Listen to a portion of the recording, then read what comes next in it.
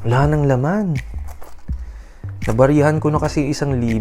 Pag nabariyahan na, mabilis na yun. Paano ba yan? Babalik pa ba yung laman nito? Baka hindi na bumalik. Baka tuloy-tuloy na yan. Ala, malas na yung buhay ko. Namaskaram. Namaskaram, namaste, or namaskar is a Hindu greeting that says, the light in me sees and acknowledges the light in you, or the God in me sees and acknowledges the God in you. My name is Marky Mendoza. Welcome to Reiki with Marky and yet another meaningful episode here in our YouTube channel. But before anything else, do not forget to like, share, and subscribe to our YouTube channel. Do not forget to hit the bell button so that you'll always be updated in our upcoming episodes. Now, this is part 3 of the Living an Abundant Life series, and for today, we are discussing another meaningful tip. 3 easy tips on how we're going to strengthen and live an abundant life. So without further ado, tara na, let's go. Now, ano ba muna? In the previous 2 episodes of our Living an Abundant Life series, we've shared meaningful tips on how you will live an abundant life. This episode, ibang concept naman. Still about abundance, but definitely will be more meaningful. Idadagdag natin with the first 2 episodes para naman lahat ng pagmamanifest natin for abundance, prosperity in our life will surely happen. This is a tip on how to strengthen the flow of abundance in our life. So, what is step number 1? Step number 1, recognize that flow has to happen. So, sabi ko nga dun sa title ng episode na to it's creating a strong flow. Ano ba muna yung flow? Daanan, daluyan. Halimbawa, parang pag nasa EDSA tayo, we know that it's a long stretch. That is our journey. Yun yung flow na gusto nating paandarin. Yun yung abundance na gusto nating ma-experience. But then again, we understand how EDSA traffic also happens. O kung halimbawa, kahit nasa stoplight tayo, minsan pag nasa stoplight tayo, alam natin we're supposed to pause, we're supposed to wait for our turn, for the flow to happen, but sometimes we understand that impatience is what we feel. Alam naman nating stop because we are supposed to stop, pero talagang kahit tayo nagiging impatient. Pero alam din natin it's part of the flow, pero nagiging impatient tayo, nagagalit tayo. We also feel regret. We also feel guilty. We also feel a lot of negative things. Pero alam naman natin it's meant to happen. We are meant to feel the pause. We are meant to feel the stop. Through what? Alam natin, yung mga nakukuha nating abundance, kailangan pepreno tayo sa paggastos. Alam natin, we're supposed to use it for other priorities. Pero kahit alam na natin kung saan mapupunta yung mga abundance natin, yung mga prosperity that we have, especially in our wallets, but still, we become impatient. We develop fear. We develop hate. We develop mostly impatience. Ako din, na-experience ko din yan. So in this tip, first of all, we have to understand it is a flow na kailangan nating paganahin. So, that comes with the dedication and commitment. Pag alam natin na medyo may time for pause, may time para maghigpit ng sinturon, we will understand and respect it. And when it's time to go, then it's time to go. It's also the time for us to focus. Alala niyo yung mga first previous episodes, do the hard work, keep praying, manifest them all. That is the time that we go. But there will be pauses. There will be a time to stop. There will be a time for us to really just be patient. That's part of the flow. You have to understand it is part of the flow. Number 2, tip number 2 natin is that when you need to use your resources, use it with love and happiness and never with fear and most especially regret. So, sabi ko nga, kasama naman sa flow natin yung mga pauses, kasama rin doon yung understanding na pag kailangan nating gamitin, huwag tayong malulungkot, huwag din tayong magagalit. Most of all, huwag tayong magre-regret using our money. If it's meant for to be used, then use it. Use it happily. Maging mapagpasalamat nga na tayo na may mabubunot, may magagamit. So, kapag kailangan gamitin, gamitin. Do not stop the flow kasi kapag gagamitin dapat pero ikaw mismo, you're stopping the flow, ikaw mismo ang nagiging cause ng blockage ng abundance to happen. When you need to use it happily. Use it well. Use it wisely rin, syempre. Hindi naman tayo basta, in this episode, hindi tayo basta-basta magwawaldas ng ating abundance and prosperity. We know how to use it wisely. Tip number 3, and finally, of course, when you feel the flow is slow, never give up. kalma-kalma lang din tayo. Kasi para din para din to yung when we experience the stoplight. Medyo in relation to our first step. Minsan nga alam natin it's a stoplight. Minsan kailangan natin maghigpit ng sinturon.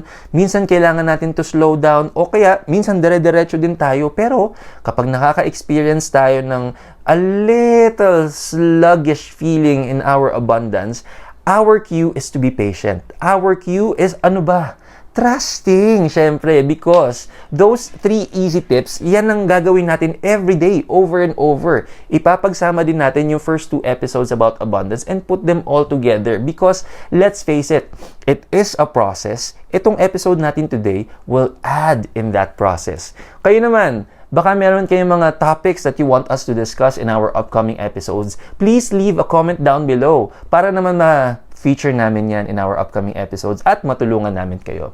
Now that we have given the 3 easy tips on how we are going to establish that flow of abundance and prosperity, how do we do it naman? Through our 5 Reiki principles. So of course, it will always start, and the most meaningful, and I always tell myself that, the most meaningful Reiki principle to be applied here is just for today, I shall trust. Trust that it is a flow. Trust na kahit medyo mabagal, kahit na may stop, it is part of the flow.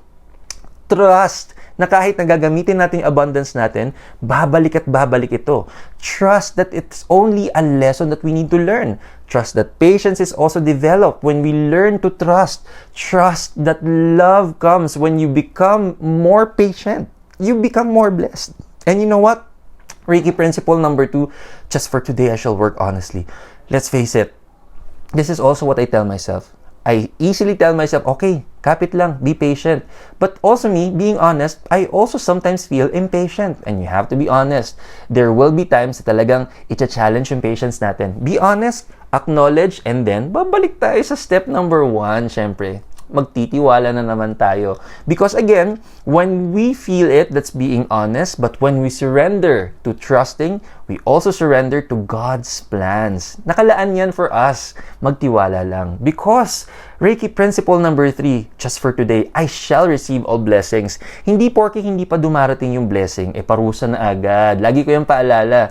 Yung nade-develop mong patience, blessing yun. Yung nade-develop mong love, blessing yon. Tapos kapag nakuha mo na yung pinaka-blessing of abundance and prosperity, di napakadami mong blessing. You develop a grateful heart. A heart full of gratitude. That is another blessing. There are really a lot of blessings na kung titignan lang natin, if we're gonna open our mind, our heart, and our soul, napakadami palang blessing around us. Kailangan nating bilangin ito. And when we do, that is actually adding the flow in our abundance. Tama nga, magsispeed up pa yung process ng abundance natin because you have a very grateful heart.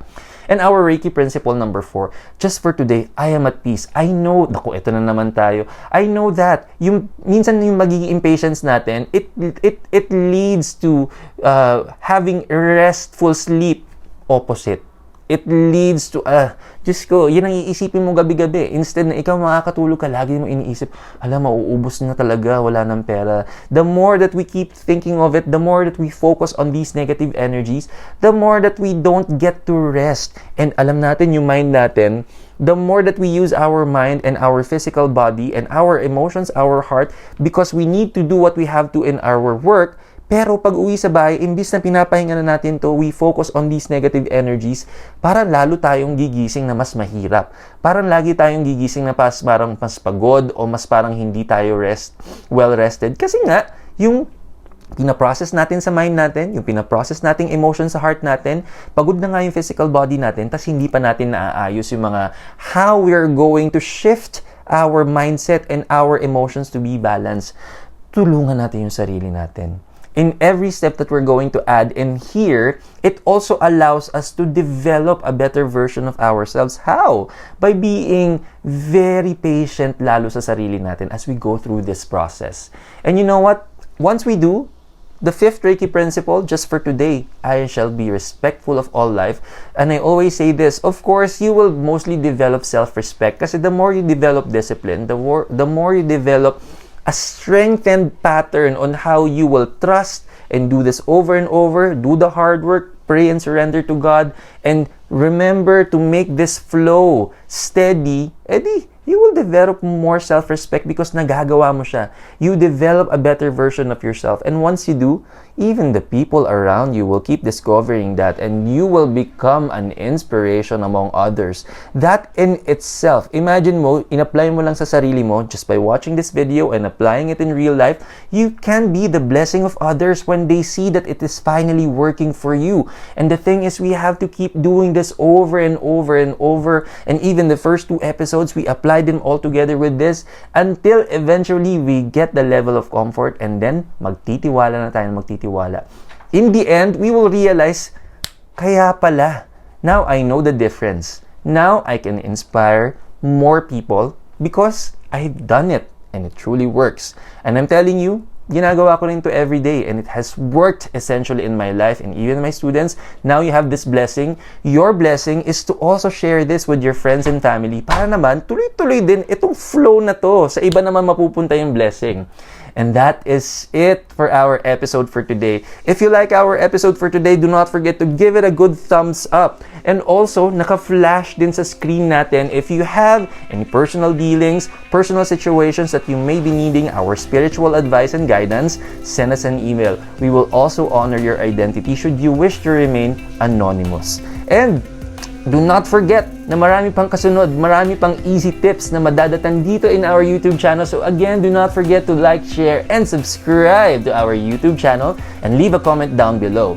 But for now, this has been Marky Mendoza na laging nagpapaalala to always keep trusting the process. Namaskaram.